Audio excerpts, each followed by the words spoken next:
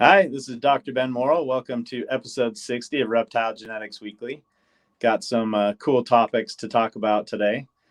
Reptile show we're going to, party we're throwing, some confusion questions and acid, and we're going to talk some boas. So pretty cool. And we've got a guest again this week. We've been really lucky to have some awesome guests, and hopefully we can keep that up. We got a really good one today to talk about boas. So, but yeah, first off, we'll talk about updates on testing. And so the fast tests, like we've been saying for a while now, are all going out almost every day, probably 4 out of 5 days of the week.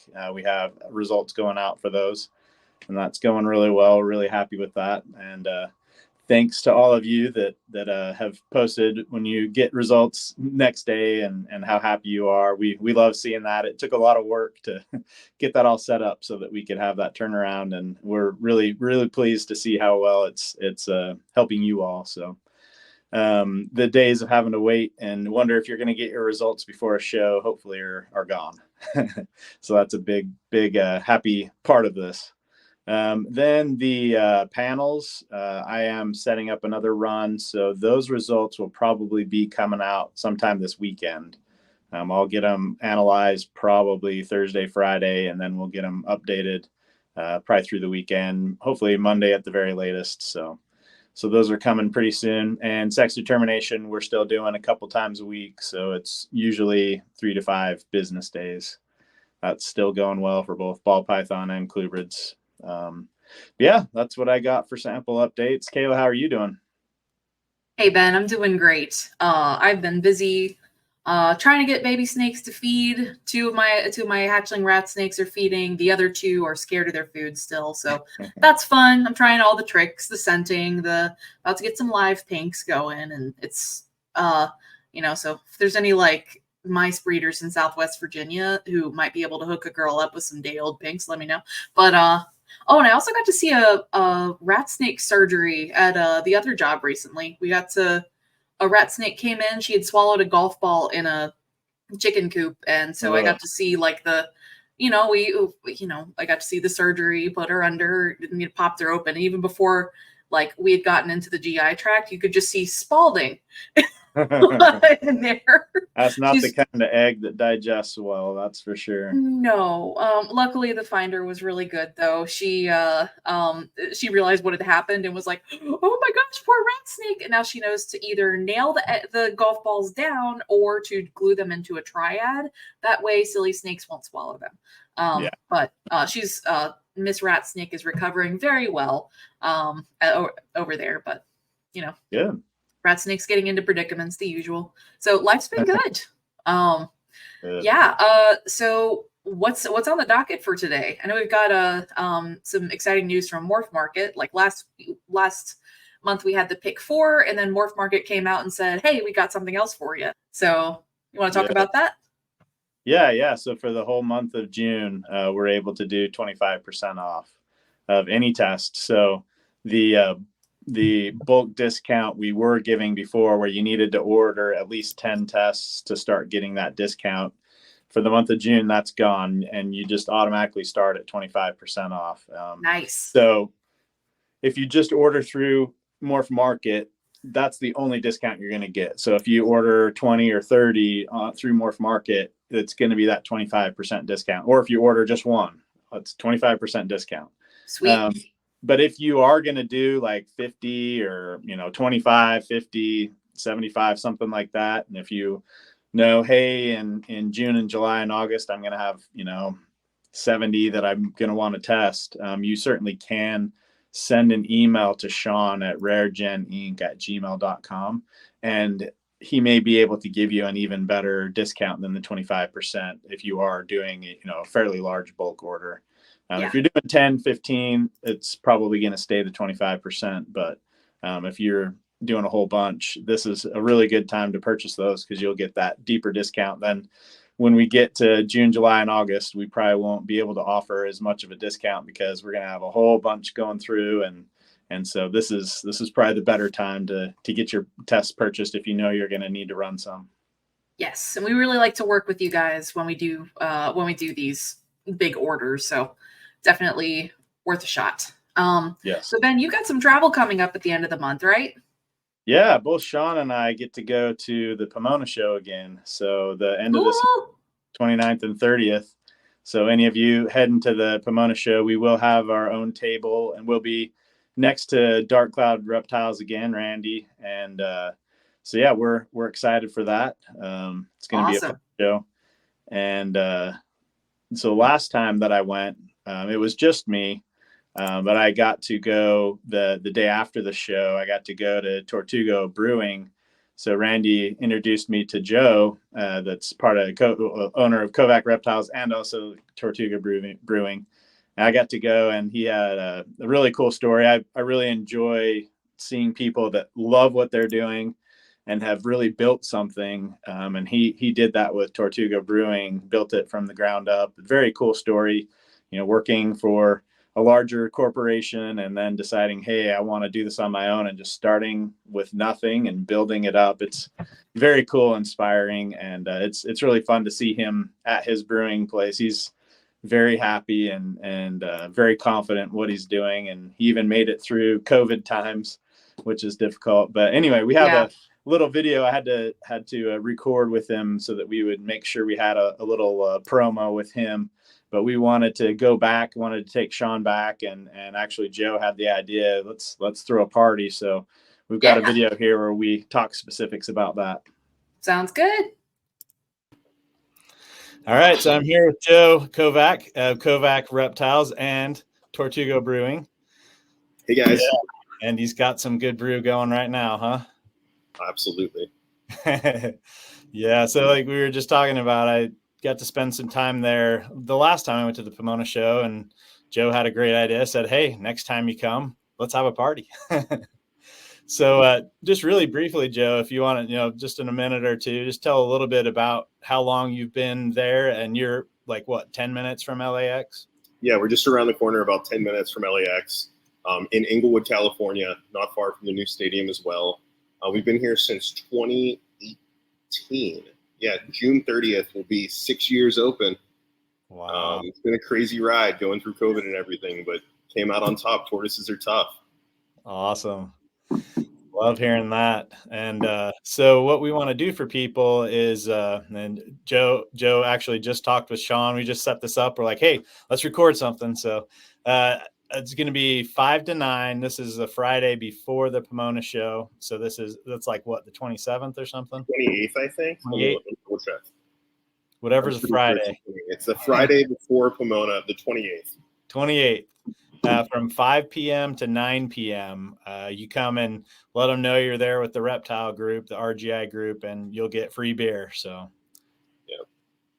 And you said the way we'll do it is with wristbands, probably. Yeah. So if you're going to come in for RGI's happy hour, just let my staff know, or let one of us know, and we'll have wristbands. We'll throw a wristband on you, and we'll all get together, talk reptiles, drink a couple good beers, and hang out in a cool space.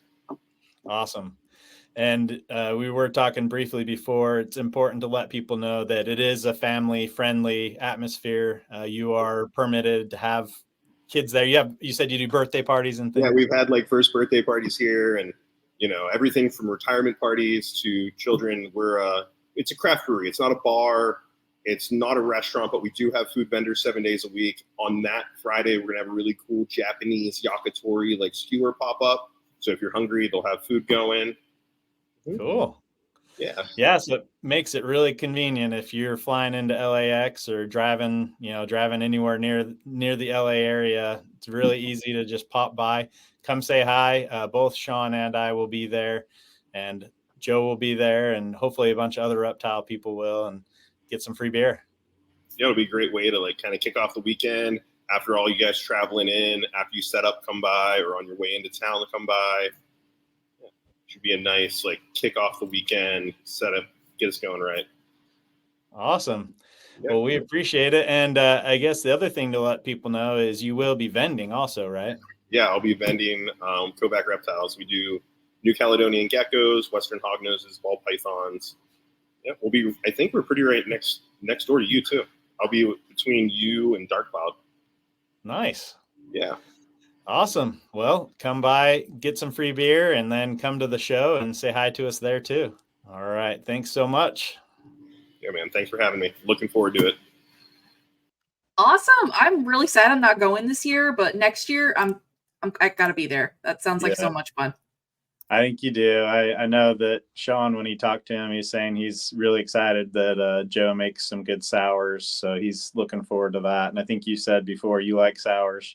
Oh, yeah. I think Randy and I were talking about them last time, too, how, definitely got to talk sours. And the fact that he works with hog noses, too, we got to talk Western hogs, too. So that'll be good. And hopefully next year I'll actually have some hatchlings that I can talk about my project. So fingers crossed. But anyway, yeah, so that'll be awesome. And once again, here's the info up on the page. I wonder if he actually has, does he actually keep tortoises at the brewery as like a pet there, or does he just have them at home? He might. I don't remember. We'll definitely know the answer to that after this show. Yeah, I love that picture though. Saw it on his Facebook. Nice guy. Good branding, and the we made it through COVID. Tortoises are tough line is classic. I love that. Awesome marketing. So definitely sounds like a good time. But anyway, we have another guest today, and that is Mr. Dave Levinson. And he's here to talk about some ball python stuff first, and then we're going to talk boas. So bring him on in. Hey, Dave. Hey. Good to have you on. Okay. Appreciate you guys having me for this. Yeah, absolutely. So Ben, do you want to take it away, with our first topic here? Yeah, so we wanted to give an update about acid and confusion. We said last week we had only run a couple of confusion sheds, so we didn't we didn't have an answer on confusion yet. And knowing Dave does lots with ball pythons and with boas, we wanted to have him join us in here for a reaction with what's going on with acid and confusion. And so what we found this week when we ran a whole bunch of confusion sheds, that it actually tests negative for our acid test. Really? So, yeah, that was definitely confusing, surprising. Yeah, pun intended. Lame one, I know, but but yeah, so it was definitely surprising. I think that the majority of people I hear talk about it, say, they expect them to be identical, be the same. So, this definitely could still be a mutation in the same gene that does a very similar thing. Like with yellow belly, we have two different mutations that make a yellow belly, and ultramel, we have two different mutations that make an ultramel. So it could be like that. I don't know. But what I do know is they're at least not identical. Okay. Interesting. So I don't know. What do you think about that, Dave? You know a little bit about the history of that, right? Well, yeah, we talked about it a little beforehand, but personally, I would have made the assumption they were exactly the same based on when they were introduced to the hobby. We kind of had the talk beforehand that, in the United States, you had the acid and the static were kind of discovered around the same time. I don't know the exact year that they discovered the confusion in Europe, but personally, I always made an assumption that they all came from a similar clutch in Africa. Maybe one went to Europe and a couple made it to the United States, and that's how the products were developed. And that's just simply based on, again, timelines and the way all the mutations look very similar. I know there's been a little bit of pushback. This is surprising. Like I said, I would not have thought this, to be honest with you. Yeah, I was definitely surprised. Yeah, cool. But because that project doesn't exactly have a super form that people talk about either that I've really heard about. I've heard arguments that you can kind of see a super in them, but I haven't really seen much. Well, if anyone listening either has a possible super acid or a possible super confusion or knows someone that does, I would love to run those and see if I can confirm that. We've certainly been able to do that with leopards, and we have tested super leopards that then bred and produced all leopard babies to confirm it through breeding as well. So I would love to be able to do that with acid and confusion.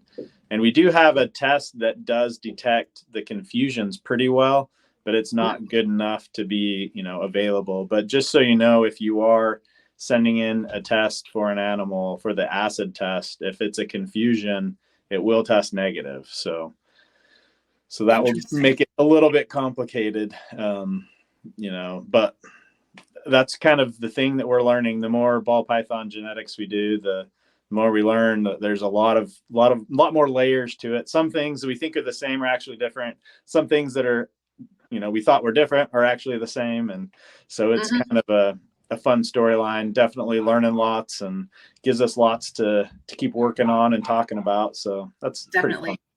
I remember with like the Ultramel A and B lines, like I think it took us probably like a good 8 or 9 months to finally like seal the deal with that. Yeah, and that was Dr. Hannah Seidel that finally got that. Yes. Yeah.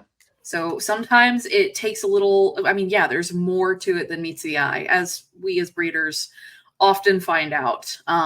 But, especially when you get genetics into the mix, you get solid answers here. And then other times you're like, oh, there's an entirely different layer to this. So, yeah. Cool. So with your guys' ultramelanistics, I didn't hear about this. Was that like you guys taking Kreider animals and ultramelanistic animals and testing them? Did you guys get any Kreider lineage animals in?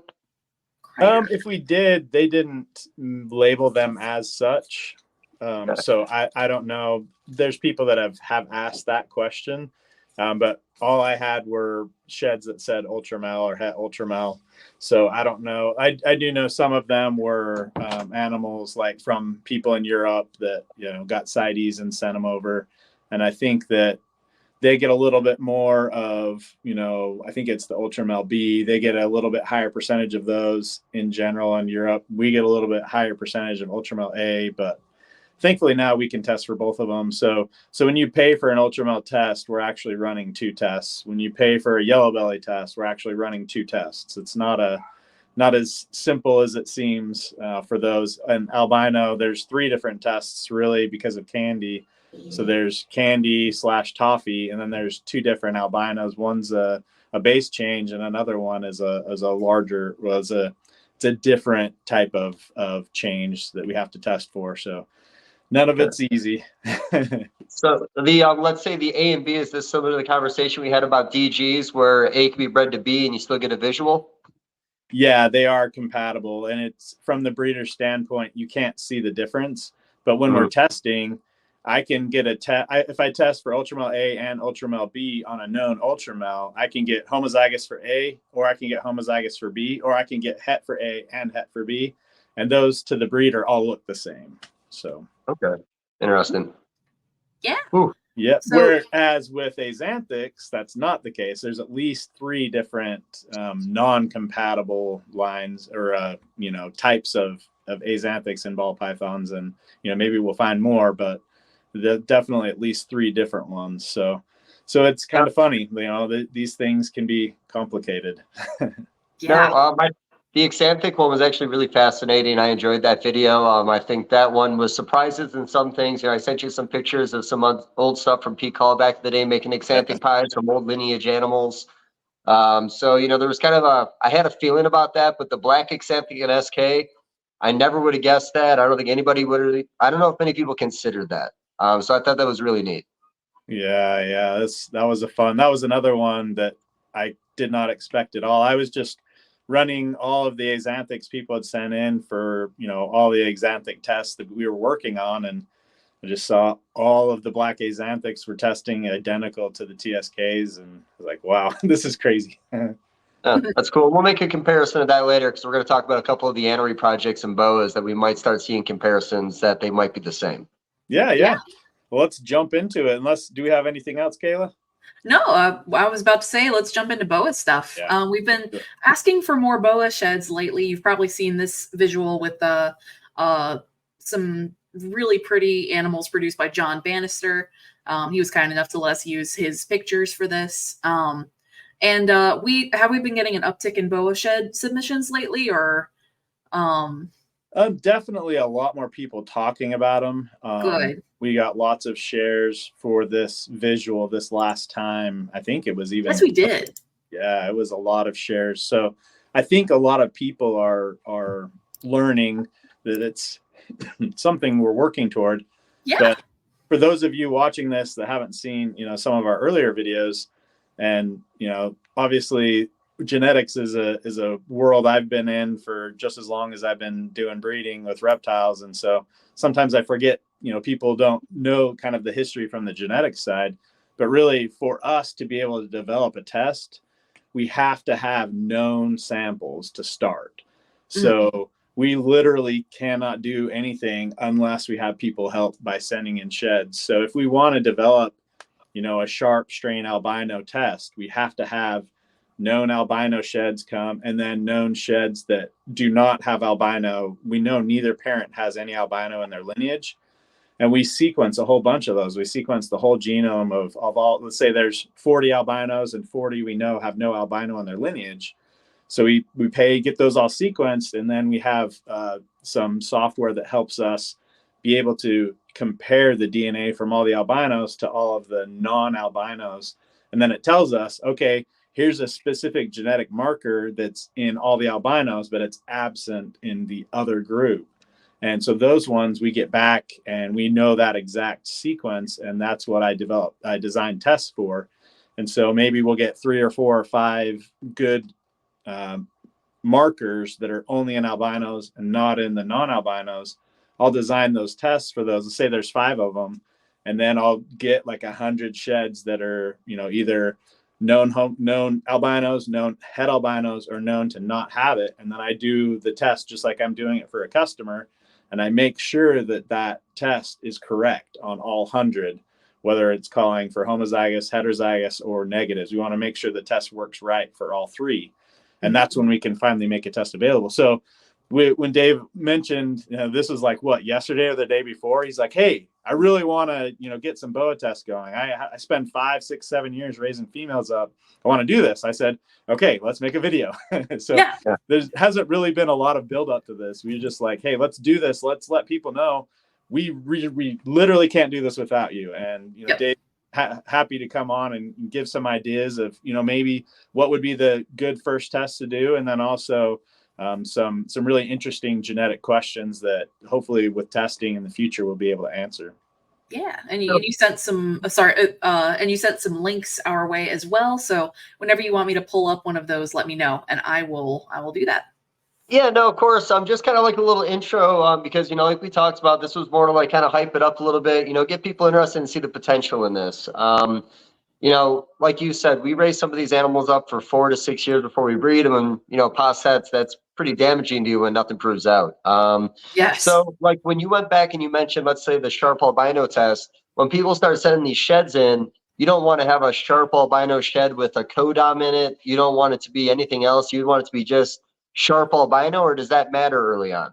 Actually, we would love for it to have a bunch of stuff as long as you label it correctly, because if you have like a sharp albino, hypo, scoria, boa, you send us that shed and you label it properly, we'll use it to make the sharp albino test. And then later when we're doing scoria, we'll use it for that. And when we're doing hypo, we'll use it for that. So we actually can use that same shed to help develop any test. The thing that's not good is if you don't label it properly and we say, okay, this is just a sharp albino. And then when we're doing the scoria test, we count that in that group of not having scoria, then that would be a problem, because that will make our calls less precise and give us more false positives that we have to chase. So the number one most important thing is just let us know. I usually ask people to say, give me the animal ID, whether it's a name or a number for that animal, so we know that how to categorize or call that specific individual. Then let me know the morphs it has, and then the morphs it possibly has, and then the sex for that individual. So if you give me those 4 things, either you can write it with a Sharpie right on the Ziploc bag that the shed's in, or you can write it on a card or print it off and then just put that piece of paper or card in the Ziploc with the shed. And that way we'll be able to use it for all the tests that it has. So that's actually great for us if it has multiple things in it.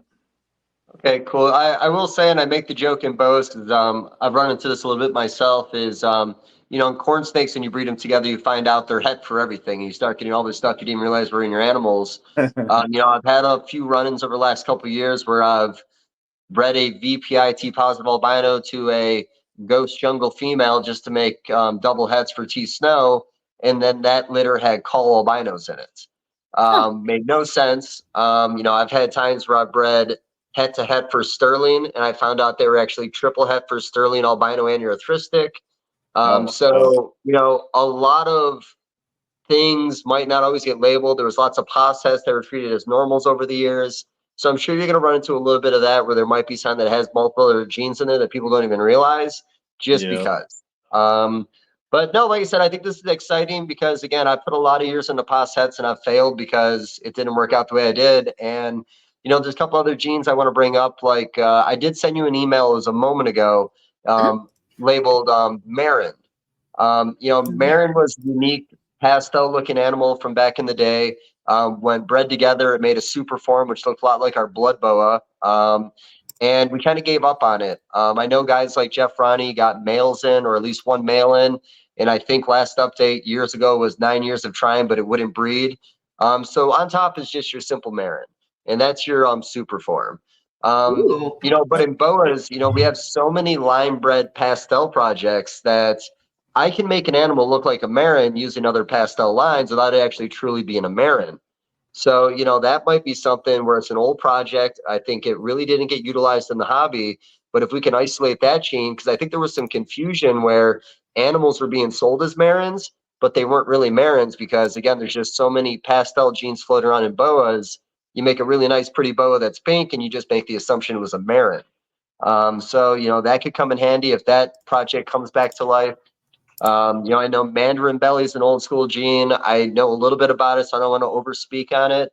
I'm not sure if there's any difficulties picking that one out of the lineup. Again, if it gets mixed up with something that could have been just a simple pastel in the mix on accident. But, like I said, I like that for genes that'll be like in the co-dominant category. But then, when you talk recessives, I've been talking a lot over the last couple of years that, type 1 anery is kind of old school. We used it. It's great.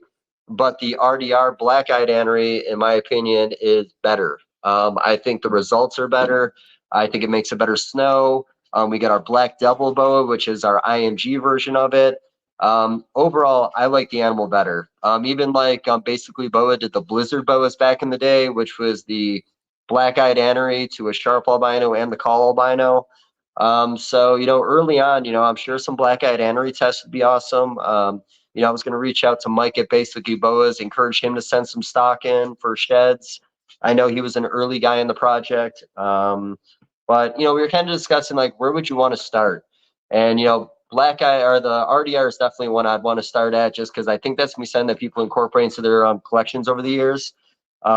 Crossing blood boa into the VPIs also is becoming very popular in the industry. We did Call the Bloods for years, Sharps the Blood for years. But with these T positive projects like VPI, there's just so much potential in layering colors in it. So, VPI is another big one in everybody's collection. You're seeing some posset litters out there right now with multiple expensive codoms in there, like labyrinths and so on and so forth. So personally, me, I would say I'd focus on RDR early. If we can get a lot of sheds in for that, VPI is a no-brainer. Everybody's working with VPI. And then just kind of take it from there. Like I said, there's a lot of locality-based communities that are working with different things with Costa Ricans, Hondurans, Sigmas. There's only a few recessives in some of those species, but that could be something that could come in handy for those guys. Like I said, it's going to be kind of all over the place because, there's so many small communities within boa constrictors because, you have some guys that are the purists. You have some guys that are whatever it takes. Let's mix them together and make a nice looking animal. But yeah, that was the example I want to talk a little bit about. But yeah, we get like, Motley boa we saw in Argentina, we saw in Central America, we saw in Colombian. Now we have like the black boa. It might be black pearl too, but that's the Costa Rican, similar gene to a leopard, let's say. Then of course you have the Sigma, the Sonora boa leopard, which is the old school one that was made by Hans, which you guys know Hans because of the Hurricane project. And then, of course, you then have the Honduran Onyx project that, again, has a similar looking animal, but that animal has been represented as a co-dominant project, where these other have been represented as a recessive project. But what I would find interesting about this is, when we start taking a gene like Motley that pops up in different localities, when you guys start taking, like we said, the black boa, the onyx boa, the leopard boa, and you guys sequence those sheds, I'd be curious how close they are on the markers. Because like I said, we have a lot of similar traits that pop up in different localities, that are all, you know, again, maybe the same, maybe not the same. And, you know, yeah. So like I said, I think there's gonna be a lot of complexities of this just because, you know, it's not as cut and dry as ball pythons, you know. I'll be curious on what some of these tests do when you guys get rolling on them.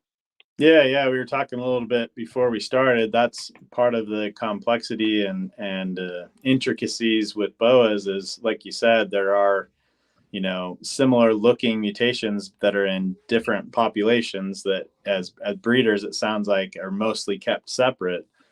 So that's interesting and definitely different than what we see with ball pythons. We kind of think, even though ball pythons do have a fairly large range, we kind of think of them all as a ball python, whereas with boas, you have all of these different, you know, localities, and they, you know, they have different adult lengths, and they have different propensity for what their tail striping, you know, tail pattern and color will look like, and, you know, all that kind of stuff. And so that's very different than, you know, what we're used to with ball pythons, where we kind of think of them all being the same.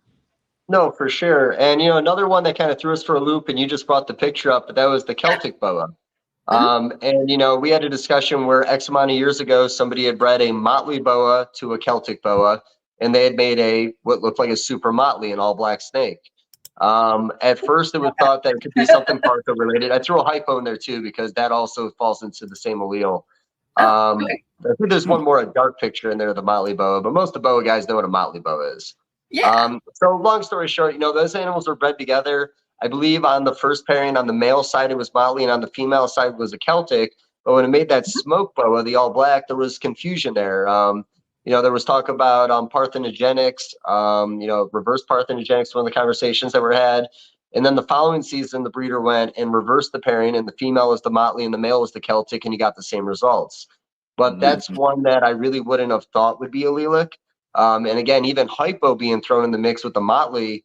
You know, I remember years people were talking that hypo and motley were allelic, and I thought it was silly. Similar to like in ball pythons, when people said inchy and cinnamon were allelic, I thought that was silly.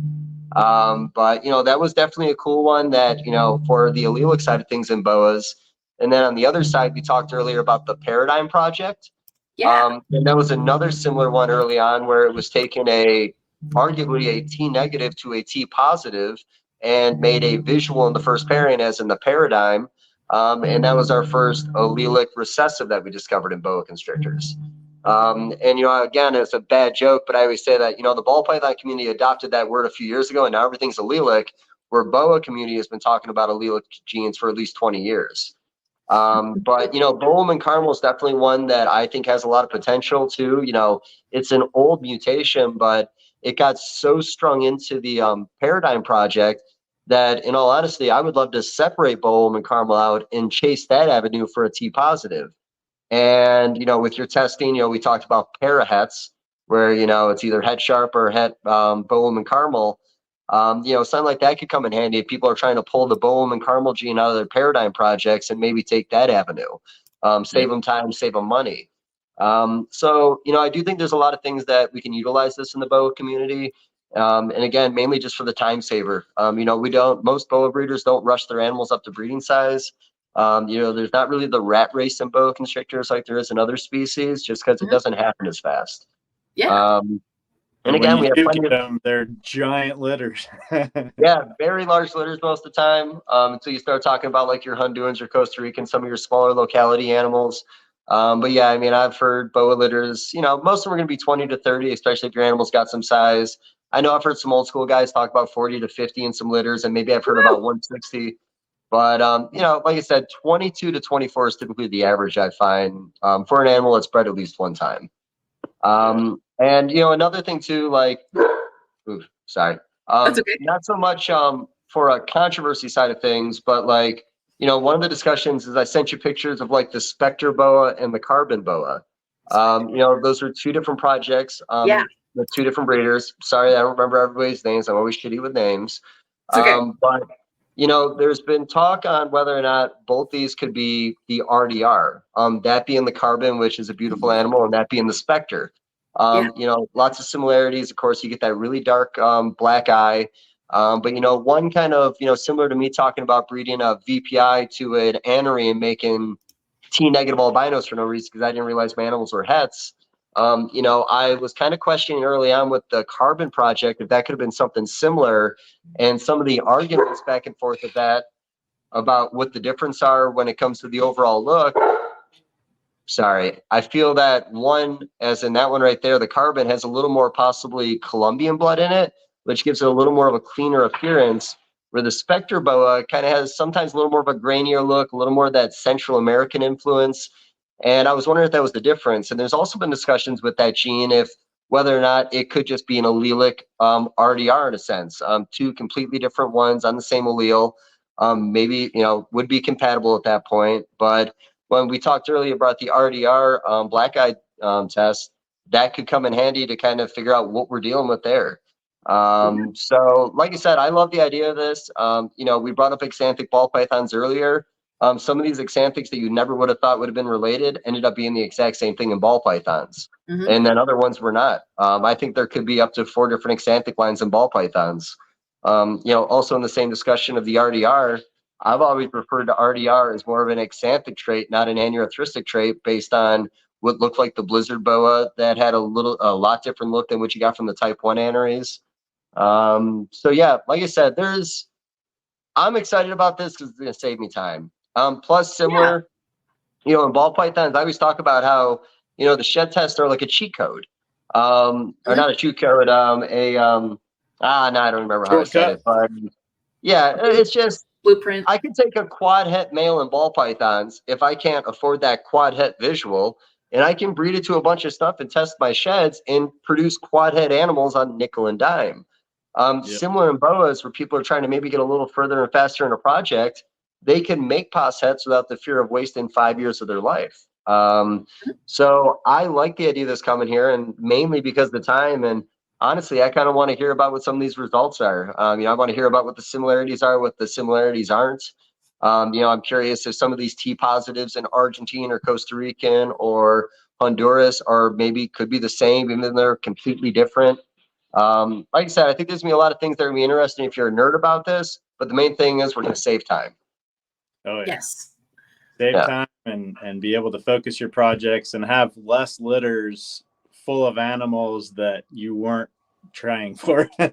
Yeah. That's another, really big thing is when you breed possets and don't prove out, then you've got a whole bunch of animals that do not fit your breeding goals. So we can cut some of that out. So No, and even like in ball pythons where we talk about leucistic ball python where you can't see anything, but you guys can test the sheds. I will say it's probably going to get to the point too in boa constrictors where some of the leucistics that could be visual T positive, which you could tell by the eye color, but could have other codominants in the mix. You could do that with the shed test. So yeah, like I said, I think this is going to come in handy. I'm really hoping a lot of guys in different parts of the community embrace this. We're going to be sharing this video all over a lot of the boa pages. I'd even made the comment that, if we can get people in the comments, give these guys a direction of where you want to start.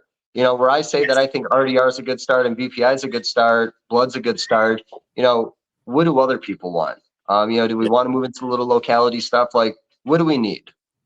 Yeah, so there's 2 main ways you can let us know. And Kayla, if you want to bring up that help us graphic or screen recording again, we played this earlier while we were talking, but so the 2 ways you can let us know. The first one is in the comments right here in this episode. Let us know. The other one is to send your sheds in. And so if you go to our website and go to the Help Us tab, right there, we'll tell you what you need to do and the P.O. box to send them to. And just snail mail them. We really only need a piece about the size of a silver dollar or smaller.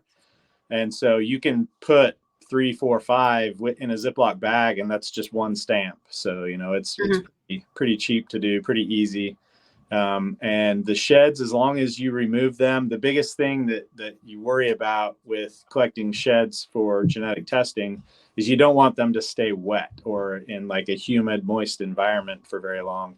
So if it's one you want to collect a shed for, you want to check. I always check them every morning and every night. And then as soon as that skin is shed off, I collect it, I flatten it out, and then just tear a piece that's the most clean and dry and then tear that out and let that completely dry before you put it in the bag. If you put it in the Ziploc bag and it's still a little wet, by the time it gets to us, it's going to be yellow and green and nasty and no good. So definitely just let it, like a lot of people have started using a magnet and, magneting it to their enclosures, or, that's smart. However it works, but just kind of have it hanging. You can just tuck it in, where your cage closes or whatever, and just let it hang out there for a day or two so it's completely dry. And then, just put those together. And if you're doing, like I said, 3, 4, or 5 at a time, it's just one stamp. If you're only giving it, we don't need full boa sheds, full adult boa sheds. What we found is when people do that, if any part of the shed is still kind of funky, then it will a lot of the time destroy the whole shed. So we would much rather have a piece the size of a silver dollar that's for sure clean and completely dry, then put in a Ziploc bag. And so that's a great way to do it. And if you have 30 or 40 or 50 to send, you can put those in any kind of mailer or box or whatever. Also, if you have a whole bunch of boas and you would like to participate in this, I'm willing to travel. Kayla's willing to travel. Sean's willing to travel. Just say, hey, this is something I've done with ball pythons. The first person that let me do it was Justin Kabelka. I just went down and for 6-7 hours straight, I just pulled sheds out of tubs. He was awesome. He had the people that help him each day. They just marked the tubs where the snake was in shed. And so the day that we went there for that week, they had just put a mark on any of them that were in shed.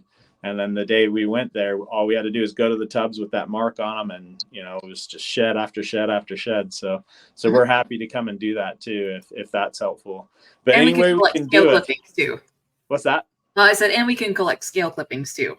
Yeah, we can do scale clippings. We have just like a 1-minute video. If you get our YouTube channel, you can find our scale clipping video. That's pretty easy, especially if it was an adult boa. You've got a giant ventral scale we really need just like a piece the size of an eyelash, just kind of shave off the edge of a ventral scale. If you do 2 or 3 per animal, then that'll give us enough to do what we need to do. Or like we said, we can come up and do that ourselves since we've done it before.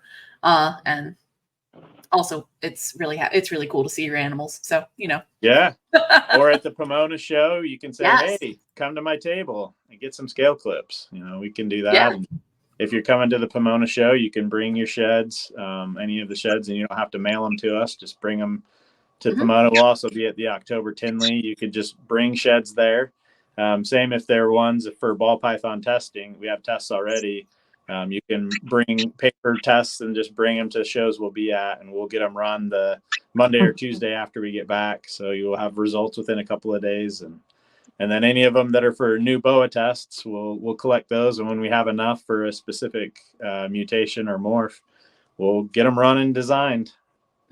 And we're shooting for at least 20 individuals per shed or per gene before we can start researching it, right? Yeah, it's nice for us to have 40 or 50. And in cases where we can have a homozygous, like with albino or something like that, where we can have homozygous animals, that helps us design the test faster and more efficiently than if we just have a bunch of hets. But hets help too, just the homozygous ones, which obviously with some mutations you can't have homozygous ones. We were talking about before the show, the super motley.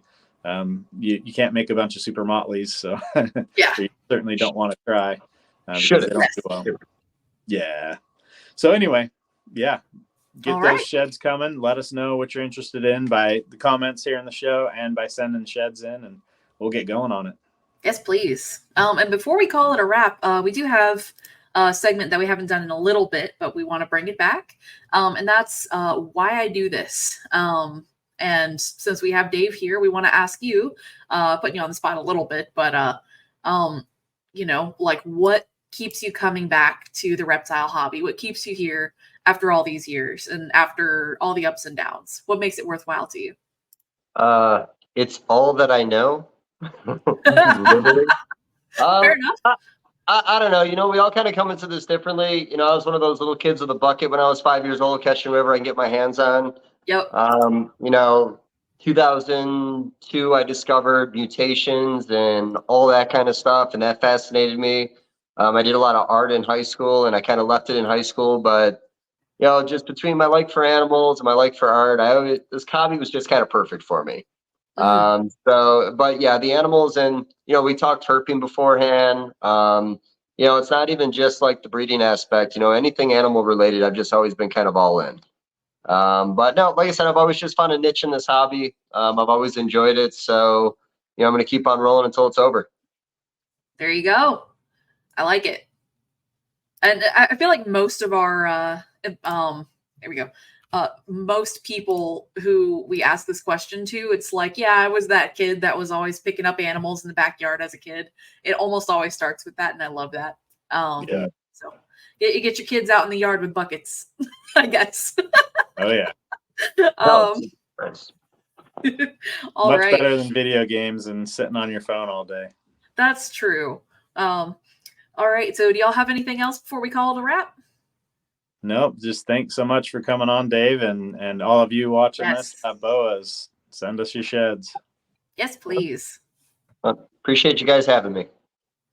Oh, hey, thanks for coming on. Well, thanks so much. And thank you to everybody who's watching. I hope we got more people in the BOA community who are watching this week. And yeah, be sure to share and like, subscribe. It tells the algorithm, the almighty algorithm, that we're cute. All right, later, guys. See you next week. Bye.